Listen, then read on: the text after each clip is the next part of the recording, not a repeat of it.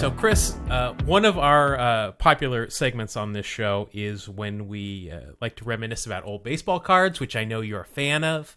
And when we have a guest on, we give them their own pack of baseball cards, and we like to play a game that we call Wax Packs Heroes. Now, beyond the incredibly catchy theme song that we have to introduce this segment, we have already chosen a pack. I gave you, before we came on the air, a couple of different packs that you could choose from. You have chosen to go with the 1988 Donruss card, hoping for that Greg Jeffries rookie always card. The rules here, if this is your first time, we are using a Beckett Baseball Card Monthly from May 1992. That way we've got some actual value to a lot of these cards. We do hand out a couple of bonuses for certain players if you are sporting a mustache, as approximately 82.9% of every player had a mustache around this time. You get an extra cent. And if that player is now in the Hall of Fame, you get an extra 5 cents. So let's take a quick peek at our guest leaderboard. And the Diamonds and Roses podcast, they had a heck of a pack. They are still up there, top of the heap, with 93 cents. Kevin Kalal with 31 cents. And then our friends from Absolute Bunts did not fare so well with only 19 cents. So let's see what you can get with this 1988 Donruss card. I know it's one of your favorite cards. So no gum, because it is Donruss, and you've got a Stan Musial card. Hall of Fame. There you go. Puzzle card. Yeah, but we'll see what you end up with, whether you need that or not. All right, we're gonna start off. Oh, we got cards upside down, inside out. All right, we're going to start off with a guy. This is, I hate to say it, this is not a good way to start out. I've never heard of this guy. Pitcher for the Philadelphia Phillies, Tom Newell. He might be in a Hall of Fame Anybody? somewhere, so that should count. He's probably got a Hall of Fame shrine in his parents' house, Yeah. but that is not worth anything, and he is not sporting a mustache. Worthless. So, Man. all right, now here comes your first mustachioed player. This is one of the greatest names of all relievers. Pitcher for the Royals, Dan Quiz. Oh, yeah. Quiz is, I'm not sure if he's going to be worth anything Is at that this point. is that an action shot? He's got 1 cent. Well, he's on the mound. It looks like he's looking in to get the sign, but he is wearing the powder blue Royals uniforms. Beautiful. So, and it looks like, they've got Dick Hauser. Apparently passed away this season, because they've got the Dick Hauser patch on his right shoulder. But that is worth 1 cent, so you're on the board. Next, this is one of my favorite guys when he was on the Dodgers. First baseman, this one, he's on the Brewers at this point, Greg Brock. Greg Brock. I remember Greg Brock. Gosh, I don't remember Greg. Didn't he have some? He had some good power. Yeah, that's what I was just going to say. Didn't he have some power? Yeah, he averaged about 20 home runs a year. Average-wise, I mean, he was a typical 1980s first baseman. He'd hit about 20 to 30 home runs, and he'd hit about 250. I'm too impatient for the YouTube video that you're going to put out, so I'm Googling these as we're going. the Quisenberry card, I remember a good that card. Yeah, that's a good looking card, because he's got a big mustache too. That's almost a 2 cent mustache. He sported a killer mustache his career, man. All right, so here is somebody that we will definitely hear from Mark on. At this point, an outfielder for the Atlanta Braves, Ken Griffey Sr. Oh, man. A couple of the best experiences of my life involved Ken Griffey Sr. Nicest guy ever. That's great to hear. So at this point, he is not worth anything card-wise, but he does have a mustache. And he does have a son whose birthday is today as we record. Today. That's right. Yeah, I know. My timeline on Twitter is just full of Ken Griffey Jr. stuff. Yeah, I've enjoyed people who have put together the compilation of, diving catches and monstrous home runs. I've enjoyed watching those throughout the day. All right, so next you have got, now this is is this a rookie card? No, wow. This guy's probably best known for being a closer for the New York Mets. Pitcher for the Cincinnati Reds at this point, John Franco. John Franco. Wasn't he nicknamed like the Fireman? Something, the Fireman, Was he one of the Nasty Boys?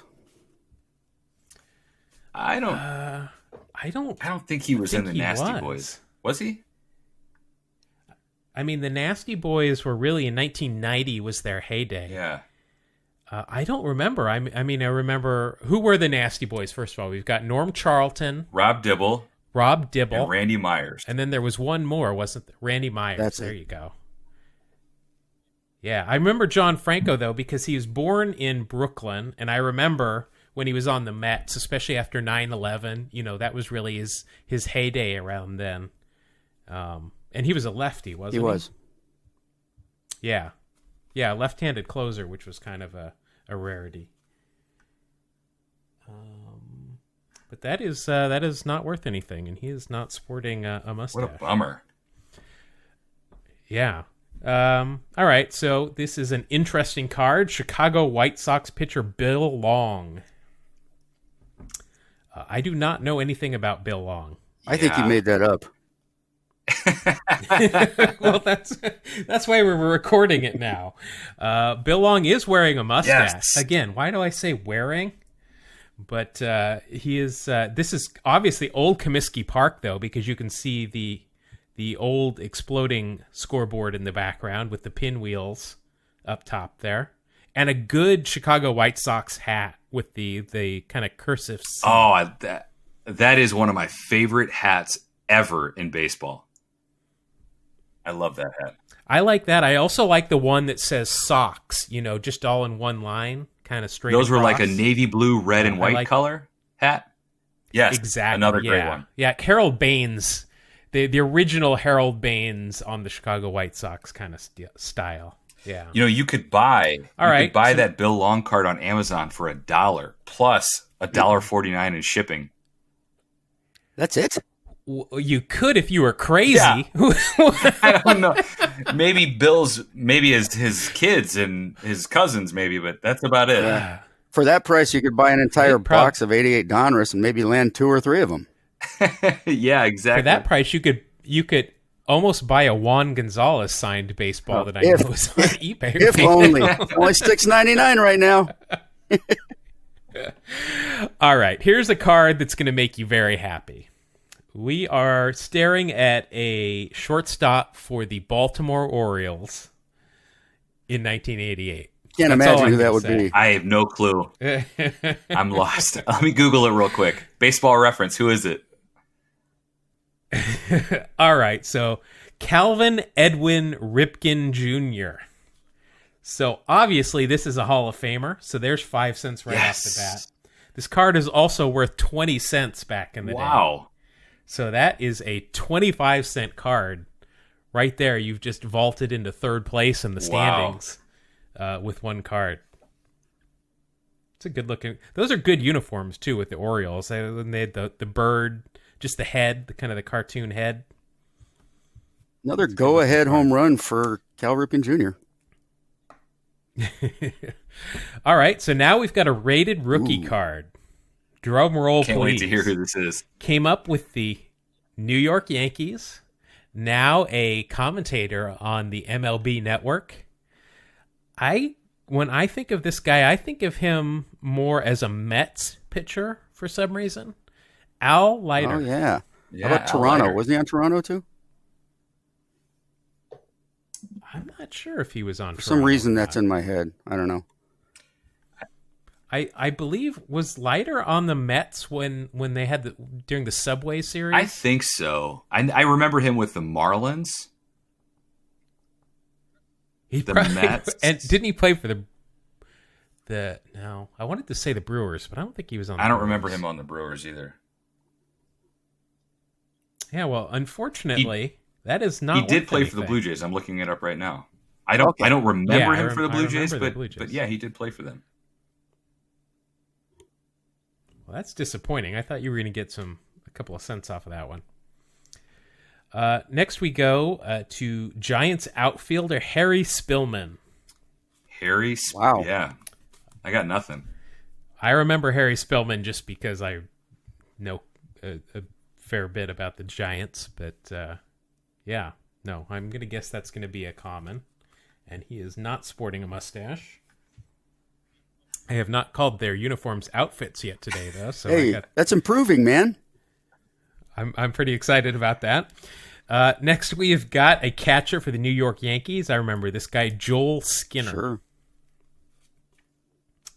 I'm going to guess that's going to be a common. Yep. And then no mustache there. Here we go. This is a good card. Listed as an outfielder with the New York Yankees, who I remember him being with quite a bit, Claudell Washington. Oh, yeah. I think there was a Claudell Washington Yankees card in that pack that I opened on the live stream from the 87 Topps. It was he was wearing. I know exactly what that card looks like. He was wearing the pinstripes on that one. Yeah, I remember because I like Claudell. He was on the A's at one point. Or no, I checked that. That was Willie Randolph was on the A's at one point, and I got them confused all the time. But Claudell is sporting a mustache in this one. Ooh. Very good. All right. Now, this guy is a Hall of Famer. He's sporting a mustache. And I'm going to give you a clue here, and let's see who can come up with it. He was inducted alongside Ricky Henderson. Wow. Insert Dead crickets. Boston Red Sox outfielder Jim Rice. Yeah. Nice. But I like that because I was a little disappointed. Jim Rice, I put there as a borderline Hall of Famer, but when you put him up against Ricky Henderson, yeah. I mean, is he a Hall of Famer when you stand him next to Ricky Henderson? But that card is actually not worth anything except for the 6 cents you get for the mustachioed Hall of Famer. I was going to say, I know he wore a mustache. Yeah. But now I don't want to take anything away from him. I mean, just looking at the back of his card here, the Donruss only lists the last five seasons. In 1983, he led the league in home runs and RBIs with 39 and 126. He was good for 20 plus, 30 plus home runs a year. So, I mean, definitely a good player. I know when he went in, though, a lot of people were kind of questioning, is he a borderline Hall of Famer? But all right. Remember this guy, shortstop for the Cincinnati Reds, Kurt Stillwell. Oh, yeah. I remember him as a Royal, I think. Yep. Oh, yeah, definitely. He was on the Royals. He came up with the Reds, though. This is his second year. I'm wondering... No, I guess that was before. I wouldn't say he was holding it for Barry Larkin. Barry Larkin was later, I think, than 88. Larkin was probably in the mid-90s he came up. But yeah, I don't know. Wasn't Larkin on that 90s team? I think that's too I thought he was for him. I thought he was earlier than that, but who knows? Wow. Yeah. I had no idea that he was in the majors at that time. Wow. So he and Sabo were holding down the left side of the infield. That's a pretty darn good left side. Yeah.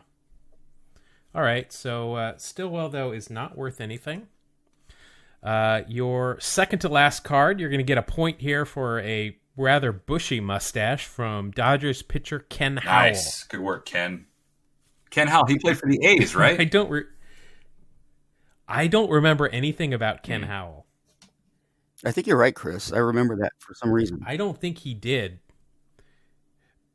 Because, well, if he did, it was before 1984 because it's all Dodgers on the back of his card, and I don't remember him after 88 being on the A's, but I could be wrong.